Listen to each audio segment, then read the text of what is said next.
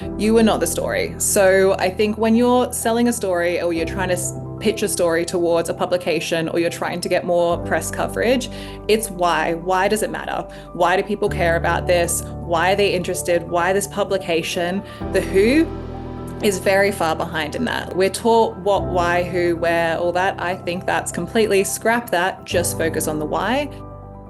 Thanks for being with us.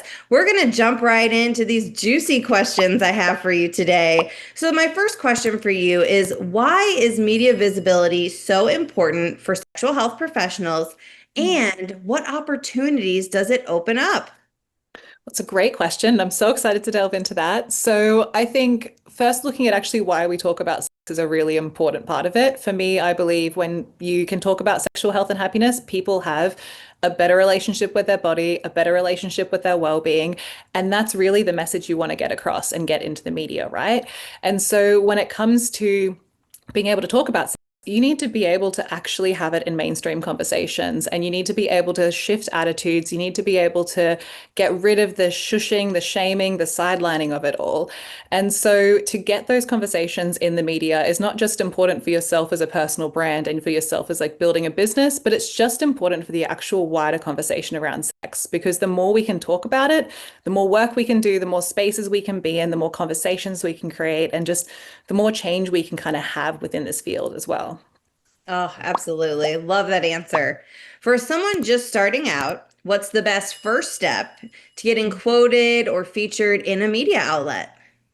I think it's just really important to just first of all establish the credibility of yourself. And that means like really showcasing the qualifications you have, the training you have. It's having a really clear and concise kind of personal brand around you. And whether that's on LinkedIn or having a website, it's something that you can point towards. So when you're then pitching to publications, or if they're looking for you, they're researching, they're trying to find people as well. It's not just yourself putting yourself forwards.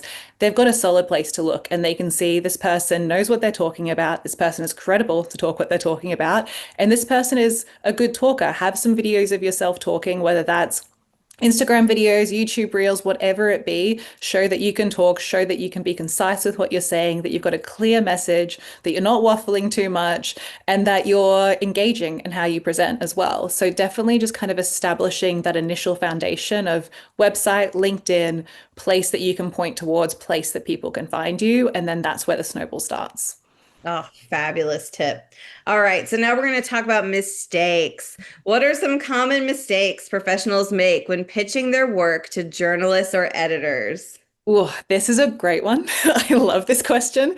The worst thing I think you can do is sell yourself as the story.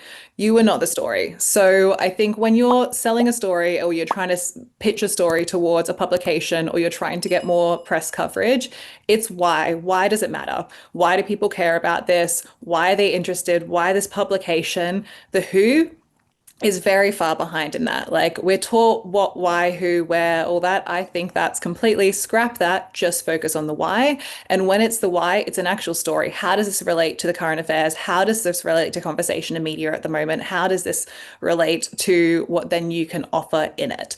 And so when I get pitches that start with, I am an awesome, fantastic, wonderful person, that's great. I'm very happy for you. But and I don't doubt that. However, what is the story? Are you going to be weighing in on a news event that's just happened? Like, for example, with male contraception, that's a very big media point that has popped up recently. Are you going to be weighing in on that? Are you offering an opinion piece? Are you offering to get quoted? Do you have an expert take on it?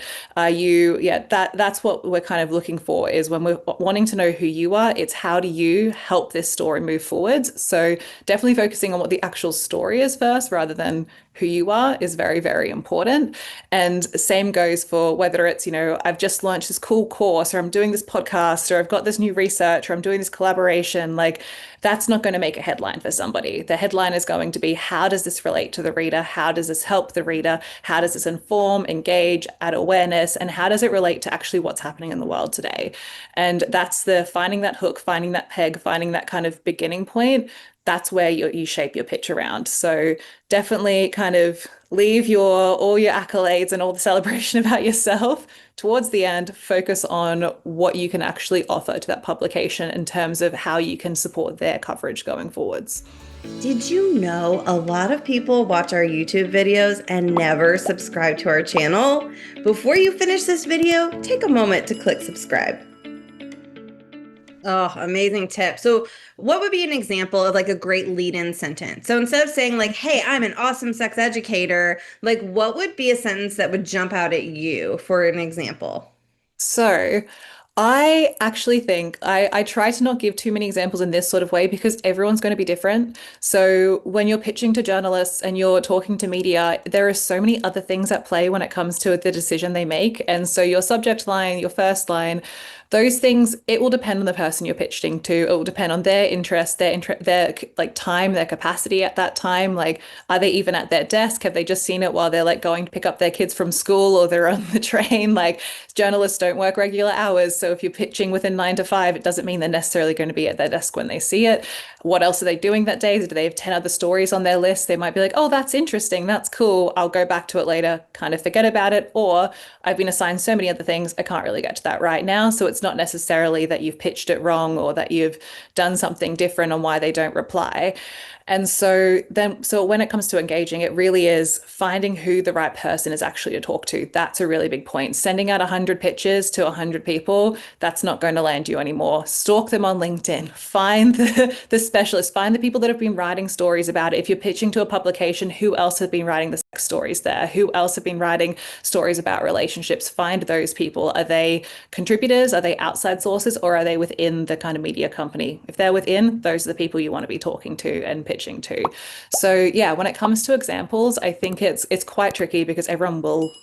I don't think there's a magic recipe for success for this. There is very much, it's getting the timing right is more than actually getting that first line right. But if I were to give one little tidbit for how to write an email, is keep it short. Keep it very short. We've got short attention spans as journalists. We've got a lot coming in, hundreds of emails a day, lots of pictures.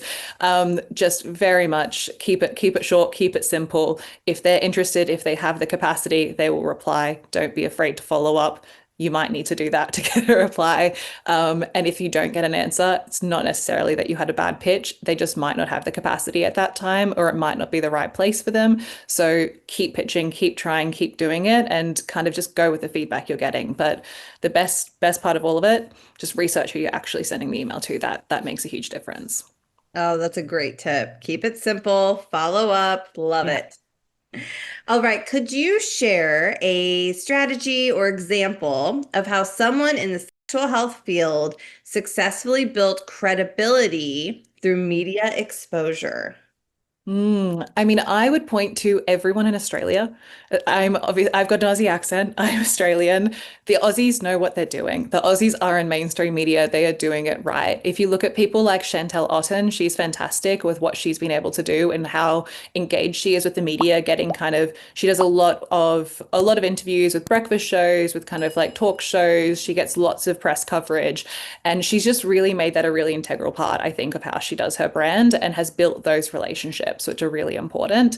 And I think when you actually then look at it, when you go to Australia and say, you're a sexologist, you're a sex coach. Oh, so you're like Chantel Otten. She's the household name now because she's in the media so much there.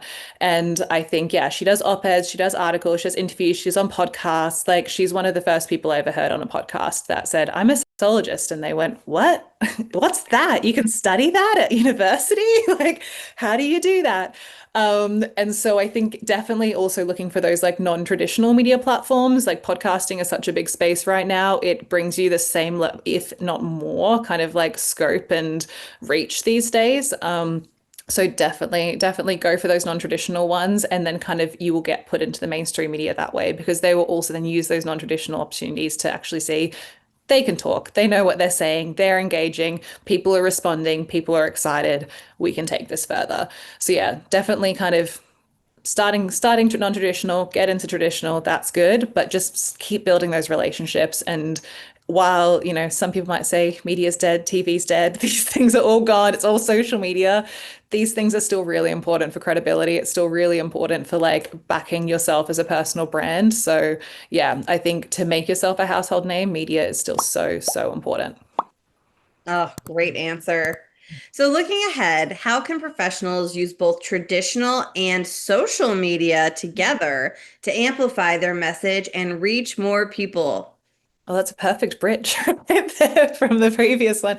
Well, I mean, that's it. They go hand in hand. Like both are very important. I think, for a long time we've seen media, like mainstream media, as the kind of king of the castle, and social media is the sort of intern Gen Z kind of job. It's not that. Social media is so important. It's hard because of censorship. It's hard to actually break through because there are so many elements that stop people from being able to talk about sexual health and sexual happiness online, but it's still so important. And I think going back to the kind of like original initial advice I gave around just getting that initial kind of fundamental pillar of, your website, your LinkedIn, having videos that you can show them and everything, your social media is pretty much your portfolio. It shows that people want to listen to you. People want to that you can talk. You know what you're saying, you're polished, you're clear, you're digestible, you're engaging, and that there's interaction, that there's traction. Like when you're pitching a business and trying to get funding, the key thing is pitching your traction. How is this selling to people already?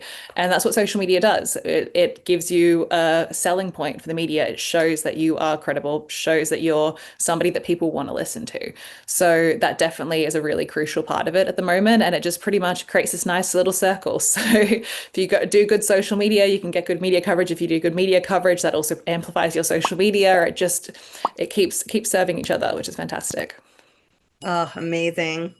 Well, if anyone watching this is interested in learning more, Sexual Health Alliance brings you the experts in the field so that you can become an in-demand sexual health professional. We offer events almost every month. So check out our website at sexualhealthalliance.com, where you can find our in-person and online events. All right. Well, thanks for being with us today, Jessie. Bye, everyone. Bye. Thank you so much. Thanks for watching our video with Jessie. She gave so many helpful tips. It was amazing. Do us a favor and share this video with someone who might benefit from this information. Your support helps us reach more people with important sexual health information. If you're passionate about this space like we are, we know you'll enjoy these videos, so check them out. Please like this video and subscribe to our channel. And remember, you are exceptional.